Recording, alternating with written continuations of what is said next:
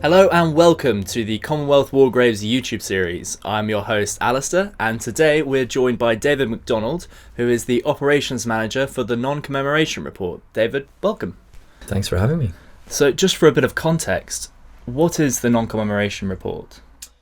It's essentially, you could class it as a large-scale redress project. The Commission published a paper last year which highlighted a number of historical inequalities in the way that some people were commemorated after the end of the First World War. And this primarily related to people undertaking labour roles, mostly around East Africa, but also a little bit in North Africa and through the Middle East. Right, and how do you fit in as operational manager? Well, on the operations side, I work alongside my historical colleagues, and they're doing research both in the UK and around the world to try to find out the names of these people, the numbers of people that were affected by these issues. And really, my role involves what we do with that information, what happens next. And so I'm primarily working with community groups, stakeholders, to identify how they would like us to commemorate their loved ones in the most appropriate way possible. And another part of the work is really the establishment of an archaeological project where we're looking for the graves of soldiers, if we're able to find them. And for anyone that we can't find the grave for, we hope to create new memorials that will commemorate them in perpetuity, like we do elsewhere in the world. And so we have ongoing projects at the moment in Sierra Leone, South Africa, and Kenya, to name just a few. Interesting. So individual burials are always quite standardised in the Commonwealth War Graves Commission. So how does that fit in with how people want their loved ones to be commemorated in Africa? I think what's important to remember is that the Commission has a remit to look after the remains of a casualty if we know where they are. And what's a little bit different about the war, particularly in Africa, is that it took place over vast distances. So, we're talking from Kenya all the way down through Eastern Africa to Southern Africa. It was very much a guerrilla campaign where people were moving across large spaces, and you don't have the trenches that we associate with the Western Front in Europe. So the way in which people were buried and the likelihood that the graves may survive, very different contextually from what we find in Europe. So that's one of the challenges, but we hope and remain optimistic that we'll be able to find at least some of them. As you said, there's a huge amount of area covered in the First World War in East Africa and down to Southern Africa. You do a lot of work in Sierra Leone. I wonder whether you could tell us a bit about that. It's a fascinating project, and again, it relates primarily to these men that fulfilling labouring roles. There was a huge requirement for labour across the board in Africa during the First World War.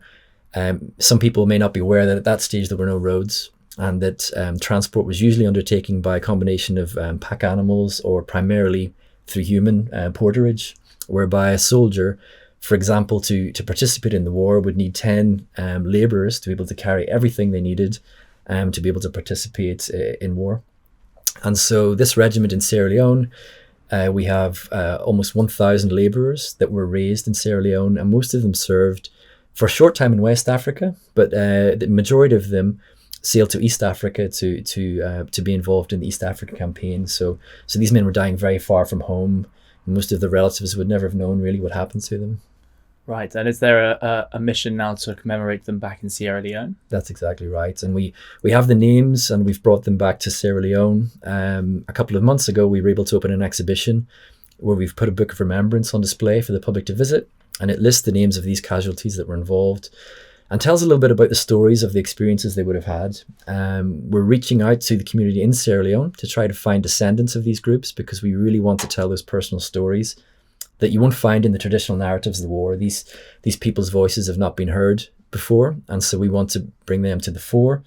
And ideally, we'll engage with descendants and other groups to try to work out where the memorial should be, what it should look like, and it's really an exciting project in that regard. Yeah, it's quite powerful. And what's the reaction locally been within the community in Sierra Leone? It's been an interesting one. So we've identified almost 50 descendants of World War I and World War II participants, which is really exciting. Our next stage is to go out and speak to them, and so that's something that we're working on at the moment, really to gauge their views. But certainly from a heritage point of view, and the military authorities in Sierra Leone, everyone's very keen for us to do something. They very much would like to see their relatives acknowledged in a way, because there's a very keen awareness that their role has not been recognised in the past. Yeah. And there must be a lot of challenges in tracing ancestry, because there's been a lot of time passed, and a lot of individual challenges around that. Absolutely, and one of the key facets of this project that we're implementing really across the program, but we're trialing it initially in Sierra Leone, is an oral histories program, and it really stems from this radio campaign. But we want to record those stories and make them available at the end of the project as a legacy, a learning resource where people can tap into that and learn a bit more about history in this part of the world and how the war impacted regions that a lot of people don't even know that the war took place in West Africa and East Africa, particularly. The education systems in Europe don't really focus on that part of the world, so that's crucially important. Right, yeah, of course. Moving now to your work in South Africa, we've recently run a competition for a new memorial down there. I was wondering if you could tell us about the need for a memorial down there and the competition that we just ran. Yeah, absolutely. And again, this really relates to another labour regiment. In this case, it's the South African Military Labour Corps, who are fulfilling a very similar role. So they're doing labouring roles to do with repairing railways, transportation, working in ports and harbours. And we found a list in one of the archives in South Africa that outlines 1,600 men who served in this regiment. And they died while serving in the continent of Africa during the First World War. And they have not previously been commemorated anywhere. And the various stakeholder groups in South Africa, we consulted over a number of years and identified a really beautiful location in Cape Town called Company's Gardens, which for anyone that hasn't been is a very beautiful urban green space, not dissimilar from a Hyde Park that people might be familiar with in London. And within this space, there are a couple of other memorials relating to the First World War, commemorating other groups. And I think locally people felt that to include a new memorial in this space was the most inclusive option, and it would help people in the public engage with history in a way that sort of told everyone's story and experience. And I think in a bit of a removal from perhaps what the Commission have done in the past, this is a very prominent city centre location. Often our cemeteries in fairly remote locations, perhaps near battlefields.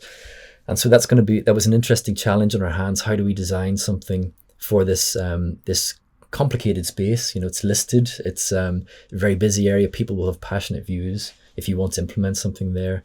And so we really thought to ourselves that an architectural competition might be the way to get South African creatives putting forward proposed designs for what this memorial would look like. And in September this year, we were able to hold the adjudication of the competition, and Dean J Architects, who are based in Durban, were appointed the winner with a really beautiful and powerful design that I think people will immediately spot as very different from anything the Commission have built in recent years. But I think generally people will quite like what we've chosen.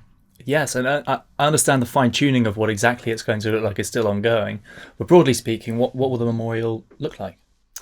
If I could paint a picture, the concept that we really liked was that the new memorial would have a post or a pillar with one for every casualty. And we really felt that gave each person a level of quality that perhaps they hadn't received in the past. So that was really nice.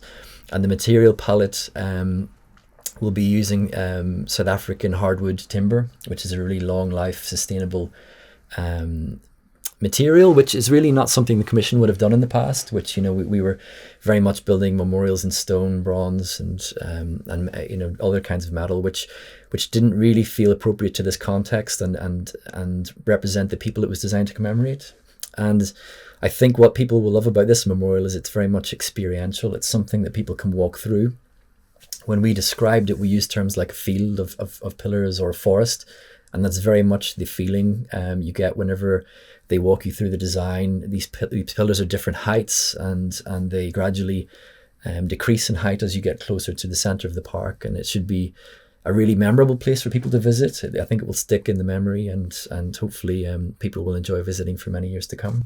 Wow, sounds very non-traditional. Absolutely, in terms of our memorials. But then I suppose historically, some of the earlier memorials that our architects designed were non-traditional for their time. Absolutely. And I think perhaps what we also have to remember is that when the Commission was founded on our principles, we adopted very traditional European modes of commemoration. So the way that we designed our cemeteries, we're very much in tune with European society and outlook.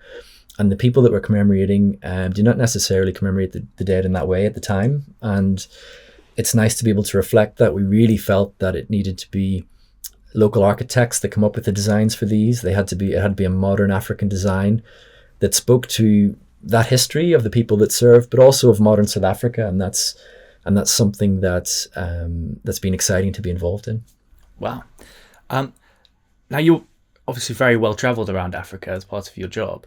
I was wondering if you had a particular standout favourite site that we look after, whether it be in a cemetery or memorial, that you visited in Africa. That's a very difficult question. I think in terms of cemeteries, it's hard to beat Nairobi War Cemetery for its sheer beauty. It's located within Ngong Forest Reserve in Nairobi, so I recommend anyone ever visits that if they're in Kenya or going on safari. But I think my favourite has to be the African Memorials to the Missing that some of our followers might be aware of, but prior to the Non-Commemoration Report, this was the single place where people could remember the labourers who died in the East African campaign. And really visiting those places and the power that they had as part of a restoration project I was involved in a few years ago really helped me understand this issue and understand the views of descendants who come to that memorial every year in Kenya to remember their loved ones. It really strikes home that most people are not aware of what happened to their relatives, and until such time as we're able to find out more, that place will be the single focal point of commemoration, and so it's I guess it's the origin of the journey that we're on at the moment. Yeah, well, hopefully we can take that spirit and spread it further throughout the continent. So David, operations manager, what sort of thing does that actually entail? I like to think it's the most exciting parts of the project, but I'm working really with our historical colleagues who are doing the research, finding names and numbers of casualties that the Non-Commemoration Report impacted. But it's my job really involves what next, and so I'm really working with community groups to help understand what communities are expecting of us in terms of commemorating their loved ones.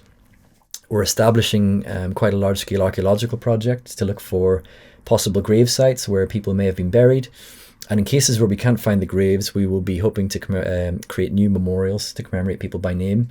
And again, we need members of various communities and in the countries affected to help us shape where these memorials should be and what they should look like.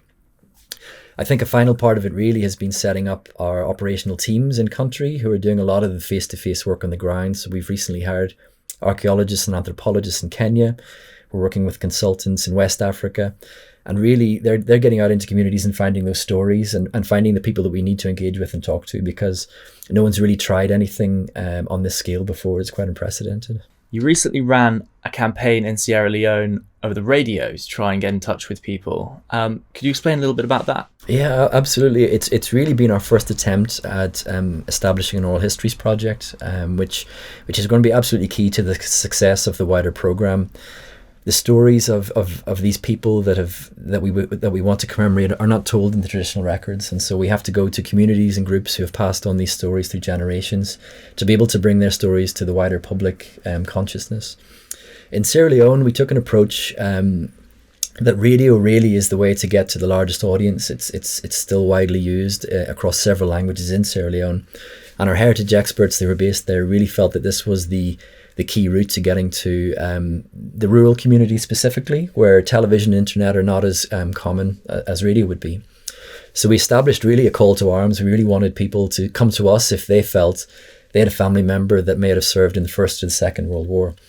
We put the campaign out in 5 different languages, and we invited them to contact us by WhatsApp or phone or email. And equally, if anyone listening to this has a relative from West Africa who they believe fought in the war, please do get in touch. There's details on our website.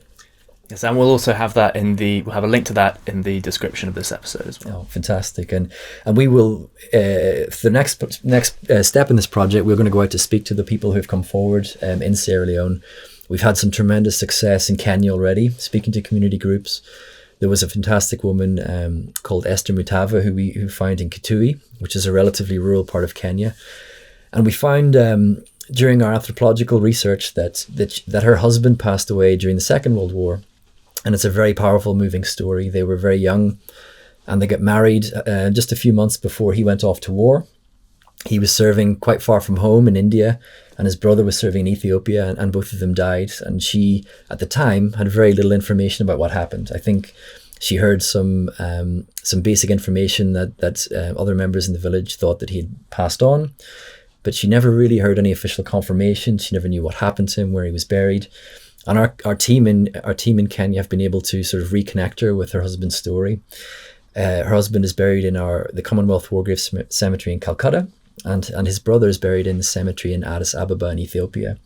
And it was really quite quite an emotional moment for the team to be able to bring her this information closure. And I know that both she and her son were deeply moved to finally have some closure on this story. You know, she's lived a very long time. She's 96 years old without really knowing the truth. And that's quite a lot for someone to deal with. And these are I think that's the real impact of this program, really, is the people we're meeting and helping them tell their family stories. It's a tragic story, but it's amazing to think that you and your team could bring us some closure. Well, thank you for joining us, David, and thank you for giving us your time. Pleasure. I really enjoyed learning about our work in Africa, and I hope our audience did too. If you did, please remember to like and subscribe, write us a comment, and keep an eye out for our next episode where we continue to discover the work of the CWGC.